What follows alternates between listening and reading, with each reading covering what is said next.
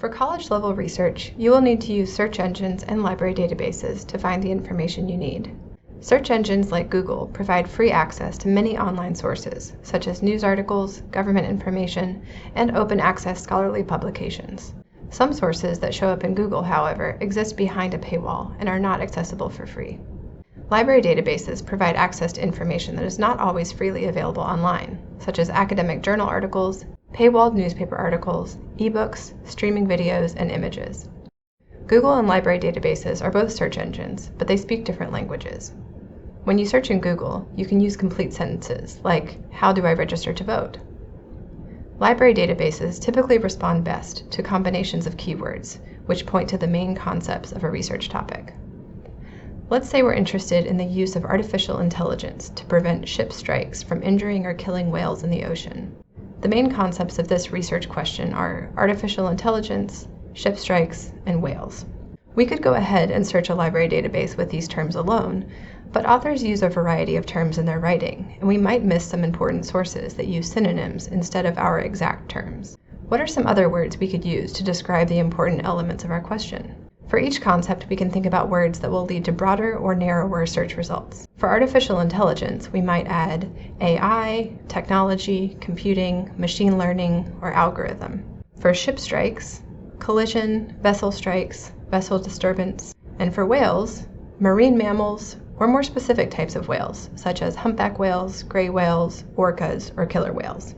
Now that we have more terms to work with, let's consider how we'll connect the terms. In a library database, connectors like and, or, and not establish relationships between keywords. Use and to narrow your results. Your results will include both terms somewhere in the full text. Use or to broaden your results. Your results could include either term somewhere in the full text. Use not to narrow your results by excluding certain terms from your results. You can also use special punctuation in a library database. Use quotation marks around a phrase like vessel strike to search for these words together as a phrase rather than as individual words. Use an asterisk following the root of a word to expand a search by including all terms with that prefix or root. This is called truncation. For example, compute would include computing, computers, computational, and so on. Let's practice. I'm most interested in scholarly journal articles, so I'll set my scope to articles and more in the library catalog. If I search for artificial intelligence and ship strike and whale, how broad or narrow will my results be? Oops, we didn't get any results. This search is too narrow, so let's use connectors and additional terms to broaden the search. Connect synonyms with or so that the search results will include at least one of the terms from each search box. We got some results, and they seem to be relevant to our topic. Results that use our keywords in the title and throughout the text will surface to the top of the list.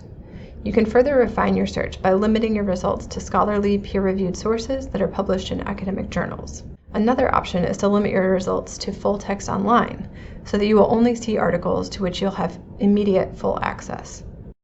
You can also replicate these search strategies in a specific database, such as Environment Complete or Science Direct. Research is a process of trial and error. Experiment with different combinations of keywords and connectors to see what works best for your topic. If you're not sure what to try next, stop by the research desk or make an appointment with a librarian, and we'll be glad to work with you.